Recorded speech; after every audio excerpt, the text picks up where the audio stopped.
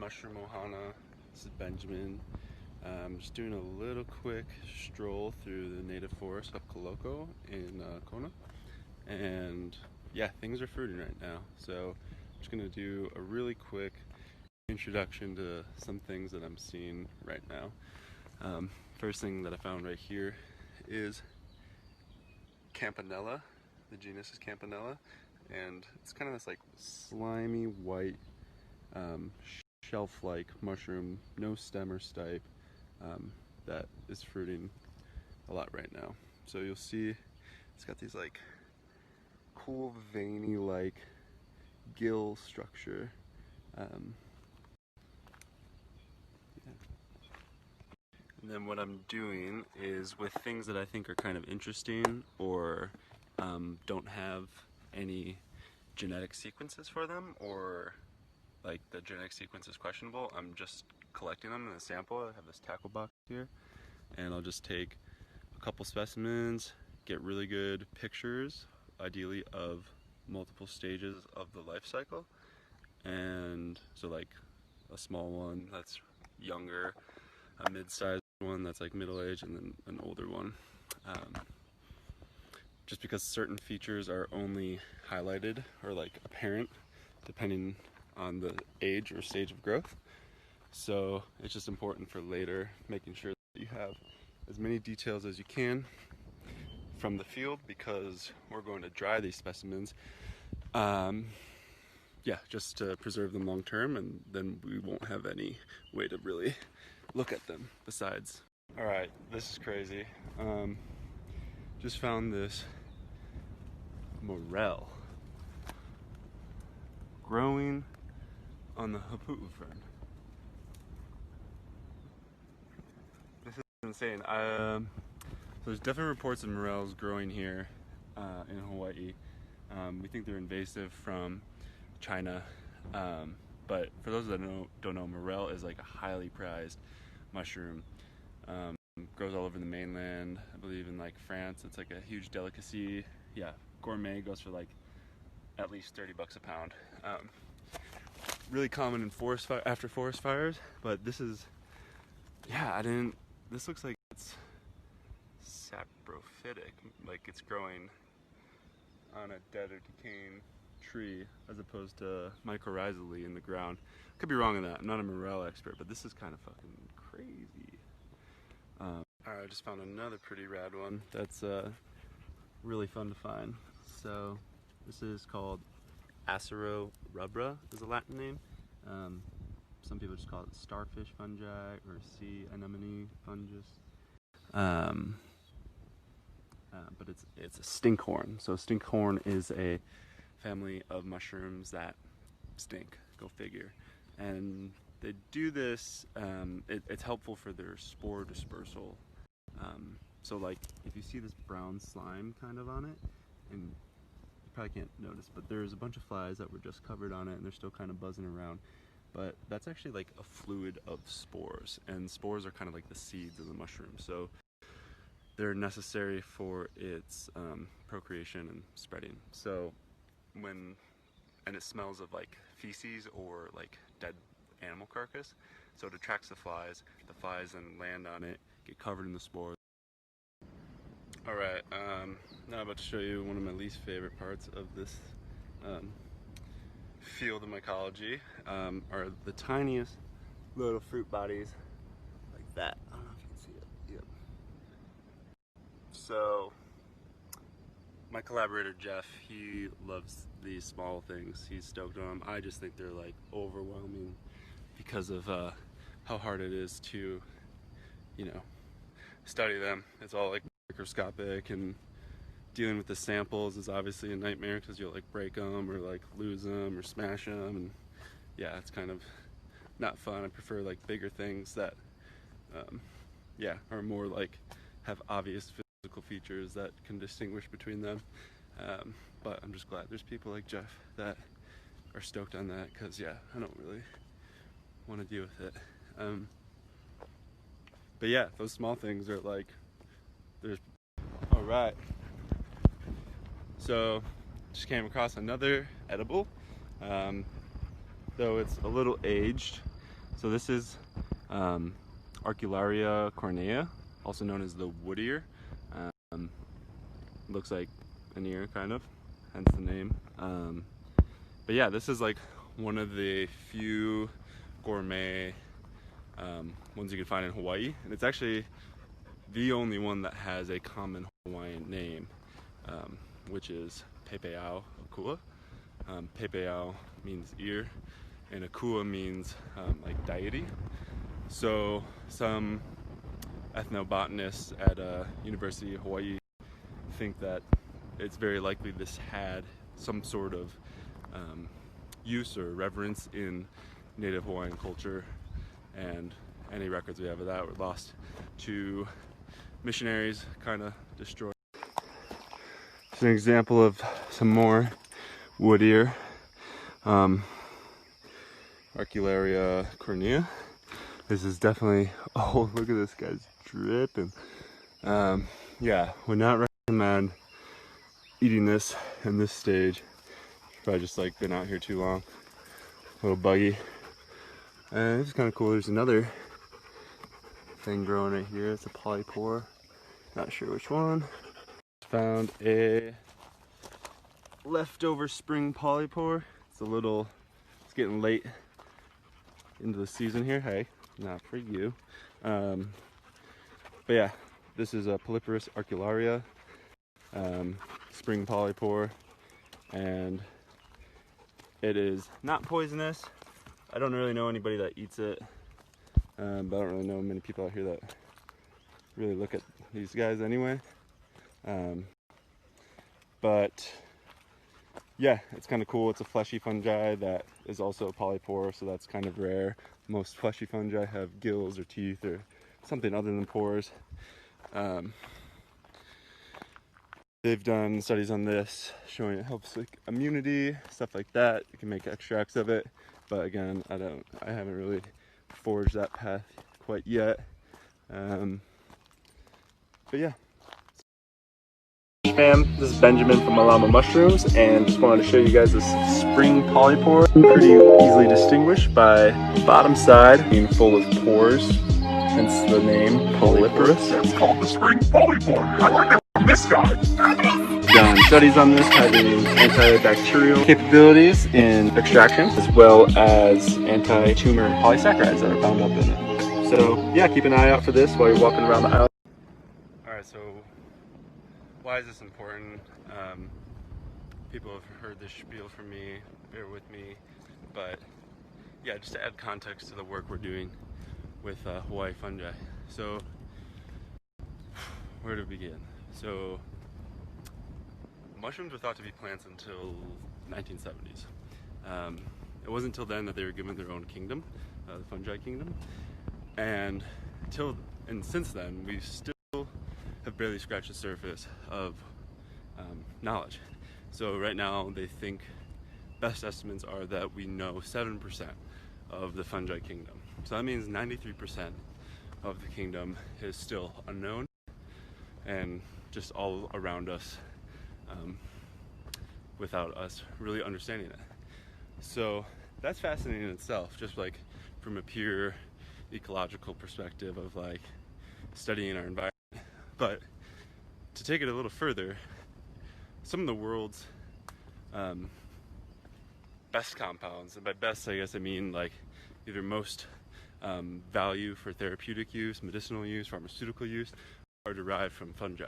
So the best examples I always use is one, penicillin, which was is from the penicillium mold and was used during World War II, or came out officially during World War II, and it was like huge in helping us defeat the Nazis. Second one, heart statins are often fungi derived, which is like heart medicine, and depending on, this can actually like kind of hurt or break the case depending on how conservative you are, but the studies are showing with LSD and psilocybin mushrooms are showing huge potential for therapeutic value from helping stop depression, PTSD, even smoking cessation, so getting people to quit smoking cigarettes. The the list goes on. Postpartum depression, it's really quite robust. And LSD, for those that don't know, is it's synthesized, but from a fungus compound.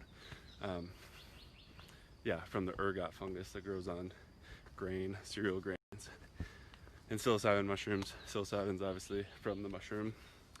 And yeah, that one isn't necessarily new to society. Like, it's often stigmatized with like high school kids that are like laughing their brains off, getting into trouble, but that has deep ethnocultural use in Central America. Aztecs, Mayans, and people in Mexico have used it for religious practices for centuries. So aside from that, other medicinal compounds from less kind of like psychoactive perspective, just for like pure pharmaceutical medicinal benefits. So the traditional Chinese culture has been using mushrooms for also thousands of years.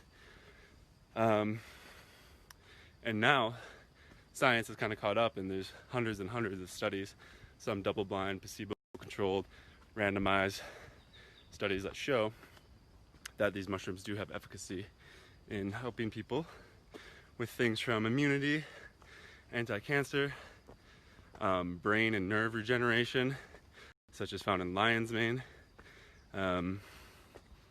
This goes on. Antiviral, antibacterial. Literally, it's the exhaustive list hits everything, to the point where sometimes it feels comical like talking about it, because literally anything feels like it somehow addresses in a way. So now, with those two things known, that we only have 7% of the fungi kingdom characterized and studied, and we know all the benefits and therapeutic uses for fungi, I feel like the need for us to learn more about the fungi kingdom and thus characterize the compounds that are within them is crucial. Especially, COVID-19 is a perfect example. Virus comes through, which the origins are probably something that we could have done better at mitigating, but nonetheless need novel antiviral compounds to combat that, or just general immunity boosters so people aren't taken out by it. And I truly believe the fungi kingdom will hold those answers. It does hold those answers. So yeah, when we're out here in the field, gathering these obscure mushrooms growing here in Hawaii, it's a small step towards this mission to stem and cap, like your typical, button mushrooms with the cap and the gills, and they're fleshy. So before those evolved, the polypores were kind of it. So this is an early expression. Interesting, because we found this last week, actually, and we don't know what it is. It's interesting because it this one you don't see it as well, but it had a scaly stipe. This one is more smooth. And with the cap and gill structure, that was pretty unique. And yeah, we couldn't really find any literature or references. So it's from a family of bird nests. It's Nidularii is the family name. This species, this is called Cyathus pallidus here in Hawaii. And if you can see, there's some that have these furry things on top, and some that are empty nest. So these furry tops are actually caps.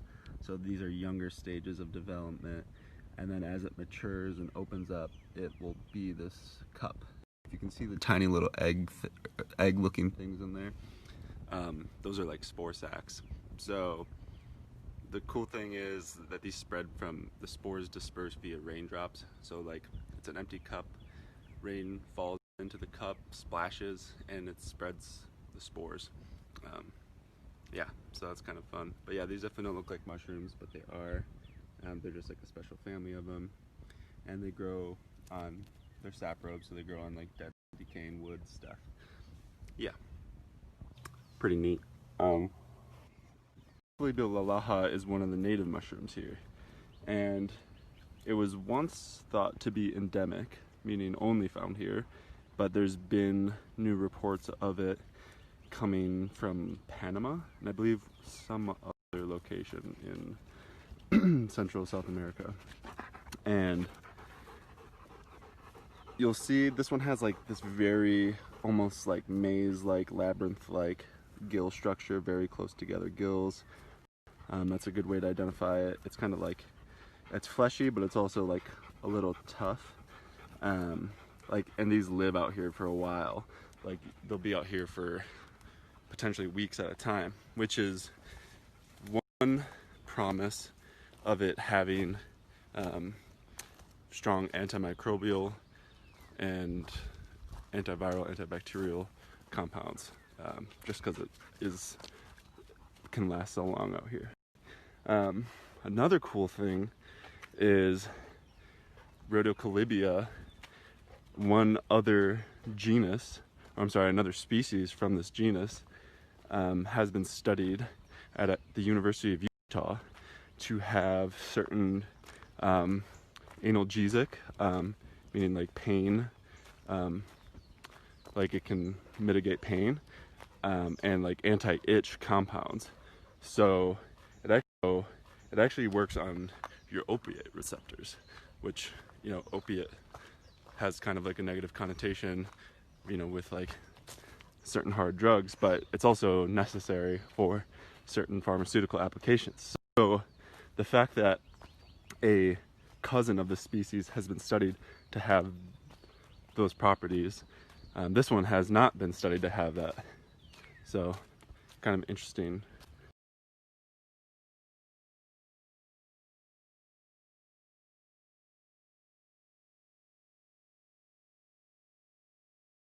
Just because something's convenient isn't a good reason to say that it's the truth. Like, there are other psychoactive mushrooms that may have been used in the past. They're ones that we've discovered recently. There's a species called Rhodocolibia maculata. As far as I know, there's no information about humans consuming this mushroom, but it contains a salvinorin A type kappa opioid agonist. This could be a completely different type of psychedelic mushroom. No information on it exists. Maybe someone used it somewhere in the past. I don't know. Whoa. And if you or any of your friends are getting their PhD or studying pharmaceutical sciences, consider studying this guy. Looking at you, Emilio. By the way, over here, I see another thing. Where is it? Oh yeah.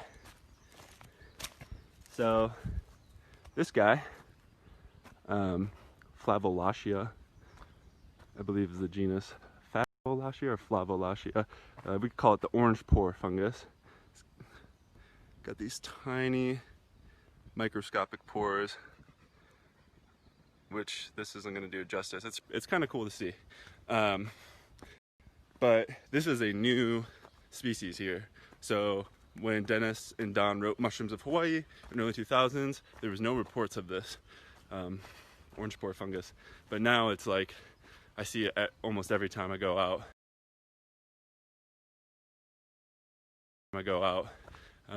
It's just a usual suspect. Luckily, it's only ever growing on dead things, so it doesn't seem like there's really much of an issue there, but it's just interesting to note, because no one's really monitoring this besides like a handful of citizen scientists, and who knows, like, we don't know the environmental implications of new mushrooms growing here yet. There's like, it's a double-edged sword, right? So it could be like healthy for the environment and also like might have economic or medicinal value for humans, or they could, like, you know, be devastating to the environment, like thinking about what's happening to ohia, the native tree with rapid ohia death, which is actually fungus-derived pathogen. Not a mushroom, but shout out ohia lehua. Beautiful native flower. grows on the beautiful native ohia tree.